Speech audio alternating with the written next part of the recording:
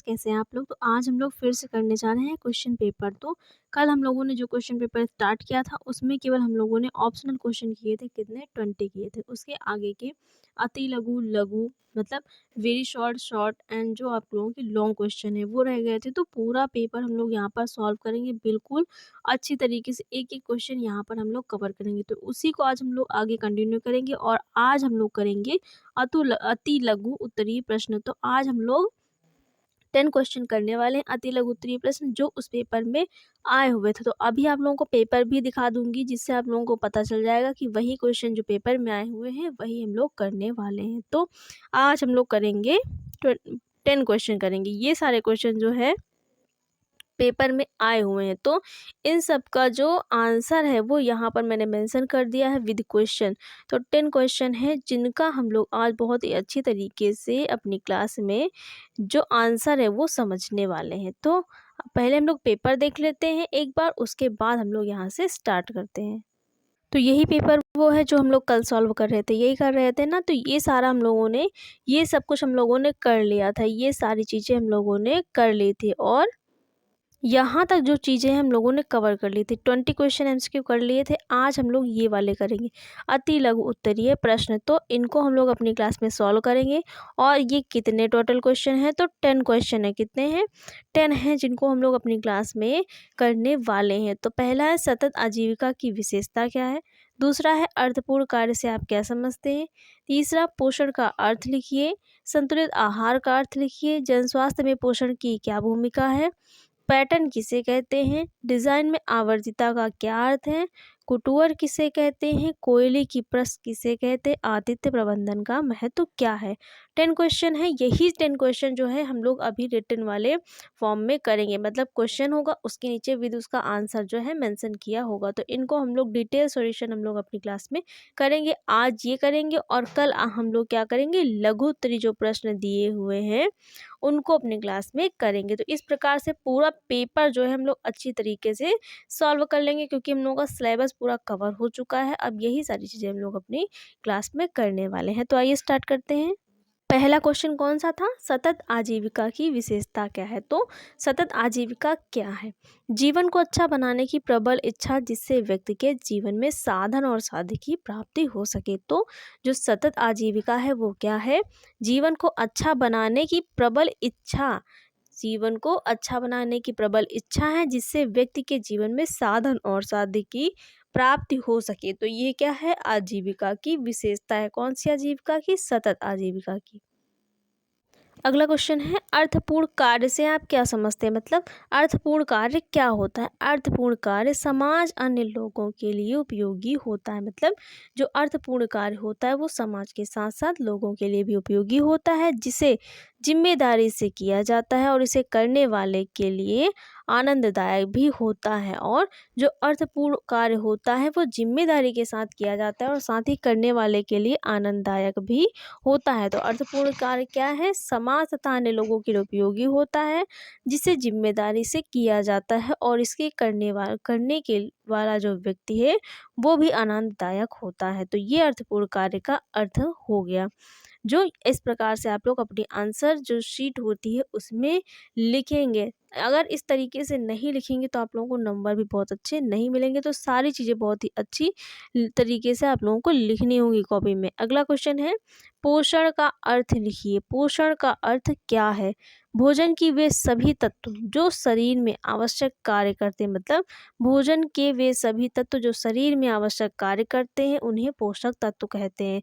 पोषण का अर्थ हम लोग समझ रहे हैं कि पोषण किसे कहते हैं। तो भोजन के वे सभी तत्व जो शरीर में आवश्यक कार्य करते हैं उन्हें पोषक तत्व कहते हैं, तथा इन पोषक तत्वों को ग्रहण एवं स्वांगीकृत करने की प्रक्रिया को पोषण कहते हैं। तो पोषण क्या है? भोजन के वे सभी तत्वों जो शरीर में आवश्यक कार्य करते हैं वो पोषक तत्व कहलाते हैं, और इन पोषक तत्वों को ग्रहण एवं स्वांगीकृत करने की जो प्रक्रिया है वो क्या कहलाती है? पोषण कहलाती है। क्या कहलाती है? पोषण कहलाती है। अगला क्वेश्चन है संतुलित आहार का अर्थ लिखिए। संतुलित आहार क्या होता है? तो संतुलित आहार का अर्थ पूछा गया है कि संतुलित आहार क्या होता है।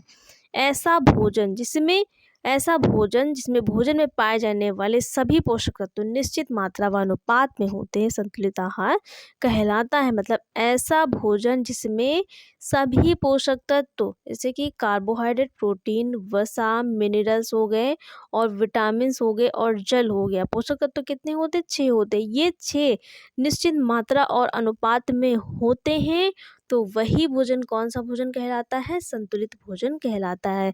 तो ऐसा भोजन जिसमें पाए जाने वाले सभी पोषक तत्व निश्चित मात्रा व अनुपात में होते हैं वो भोजन कौन सा भोजन कहलाता है? संतुलित भोजन कहलाता है।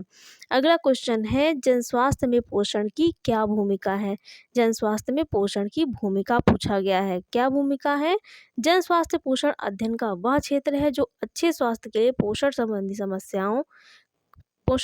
रोगों समस्याओं का समाधान करने वाली सरकारी नीतियों और कार्यक्रमों के माध्यम से लोगों के पोषक संबंधी रोगों समस्याओं का समाधान करता है। मतलब जन स्वास्थ्य पोषण क्या है? तो जन स्वास्थ्य पोषण अध्ययन का क्या है? क्षेत्र है जो अच्छे स्वास्थ्य के लिए पोषण संबंधी रोगों समस्याओं का समाधान करने वाली सरकारी नीतियों और कार्यक्रमों के माध्यम से लोगों के पोषक संबंधी रोगों समस्याओं का समाधान करता है। तो मतलब जो जन स्वास्थ्य है, जन पोषण है, वो एक लोग को ध्यान में न रखते हुए पूरी जनता, पूरी जो जनसंख्या है या जो व्यक्तियों का जो एक प्रकार का क्या हो गया, सब एक प्रकार का अत्यधिक बड़ी मात्रा में जो सांख्यिकी है उसमें पोषण की जो भूमिका है वो अच्छी प्रकार से करना और लोगों को रोगों से दूर रखना, ये सब क्या कहलाएगा? जन स्वास्थ्य और पोषण कहलाएगा।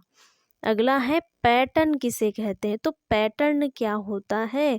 जब आकृतियां एक साथ समाहित की जाती हैं तब एक पैटर्न बनता है। मतलब जब दो या दो से अधिक आकृतियों को एक साथ मिला दिया जाता है तो वो पैटर्न बनता है। यह सम्मोहन एक प्रकार की आकृतियां अथवा दो या दो से अधिक प्रकार की आकृतियों के संयोजन का हो सकता है। तो पैटर्न क्या है?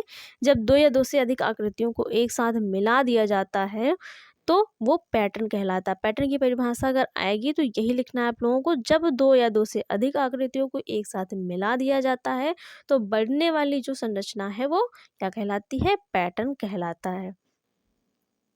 ठीक, अगला समझते हैं, कुटुअर किसे कहते हैं? तो ये सारी चीज़ें हम लोगों ने चैप्टर्स में पढ़ रखी हैं लेकिन अब क्वेश्चन के फॉर्म में कर रहे हैं तो बहुत ज़्यादा डिटेल में नहीं जाएंगे क्योंकि थ्योरी हम लोगों ने करी तो सारी चीज़ें डिटेल में समझिए। अब क्वेश्चन में इतना ज़्यादा डिटेल में जाएंगे तो क्वेश्चन जो है पूरे हम लोग कंप्लीट ही नहीं कर पाएंगे।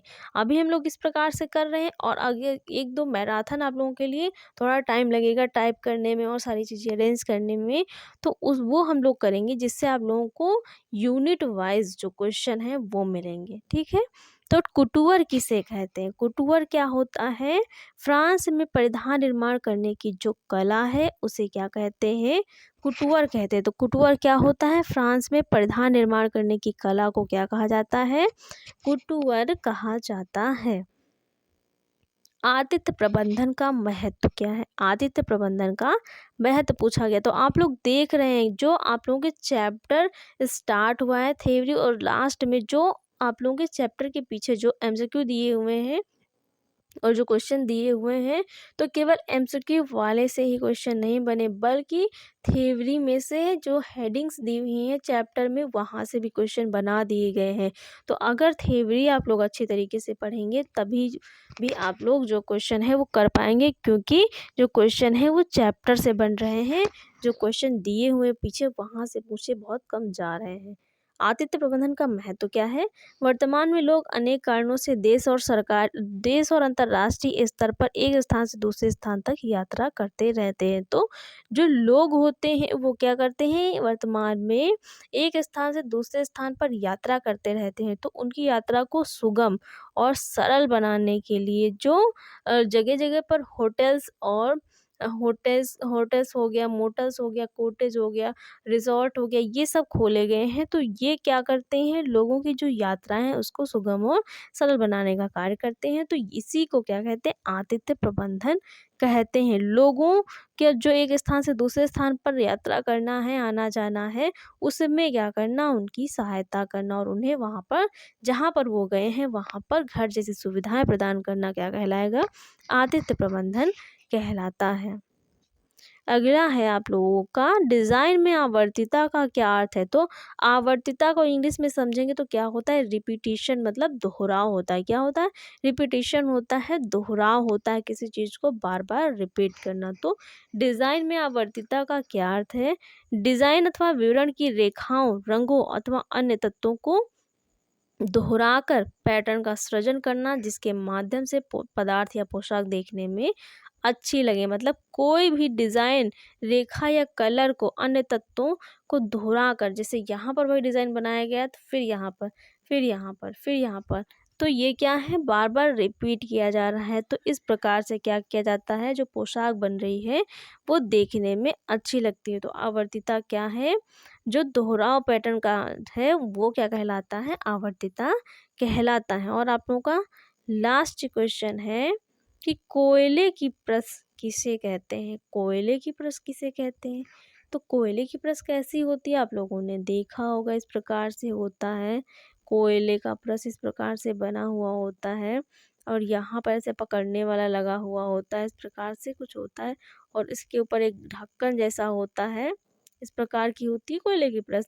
और ये ढक्कन ऐसे उठा दिया जाता है, यहाँ पे कोयला के जो अंगारे होते हैं वो भर दिए जाते हैं, ये लोहे की होती है और जब ये गर्म हो जाती है अच्छे से तब इससे कपड़े प्रेस किए जाते हैं। तो कोयले से चलने वाला लोहे का बक्सा जो भाप, किससे, भाप, जो क्या होगा यहाँ पे, भाप होगा, जो भाप और बिजली का पूर्ववर्ती है। मतलब यहाँ पर भाप और बिजली की आवश्यकता नहीं है, लेकिन बिल्कुल ये वैसा ही कार्य करता है। तो कोयले से चलने वाला लोहे का बक्सा जो भाप और बिजली का पूर्ववर्ती है वो क्या कहलाती है, कोयले की प्रेस कहलाती है। मतलब भाप और बिजली की ज़रूरत नहीं है, लेकिन जो लोहे का जो प्रेस है, जो कोयला है, वो भाप और बिजली के तरीके ही कार्य कर रहा है और कार्य क्या है, कपड़ों को प्रेस करना। तो कोयले की प्रेस किसे कहते हैं, कोयले से चलने वाला लोहे का बक्सा जो भाप और बिजली का पूर्ववर्ती है वो क्या कहलाती है, कोयले की प्रेस कहलाती है। तो गाइस यहाँ तक हम लोगों ने चीज़ें आज अपनी कंप्लीट करी हैं। यहाँ तक जो क्वेश्चन पेपर है, वेरी शॉर्ट जो आंसर है वो हम लोगों ने कर लिए हैं। 10 क्वेश्चन थे आप लोगों के, 10 के 10 आज हम लोग कर लिए हैं। कल हम लोग करेंगे लघु उत्तरीय प्रश्न। कौन से करेंगे, लघु उत्तरीय प्रश्न, वो भी 10 हैं। तो उनको हम लोग कल वाली क्लास में क्वेश्चन विद आंसर के साथ देखेंगे और डिटेल सोल्यूशन आप लोगों को यहाँ पर मिलेगा। तो गाइस आप लोगों को क्लास कैसी लगी, अगर क्लास अच्छी लगी हो तो वीडियो को लाइक शेयर और चैनल को सब्सक्राइब करिएगा। Thanks for watching guys.